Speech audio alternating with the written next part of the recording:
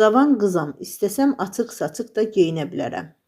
Elə ərli qadınlar var ki, ərlərinin yanında açıq-saçıq geyinir. Yenilik Kəs xəbər verir ki, bu sözləri müğənni Zeynəb Həsəni qonaq olduğu tarixin bir günü verilişində deyib. Müğənni bildirib ki, öz ailəsinin göstəricisidir. Mən ailəmin göstəricisiyəm.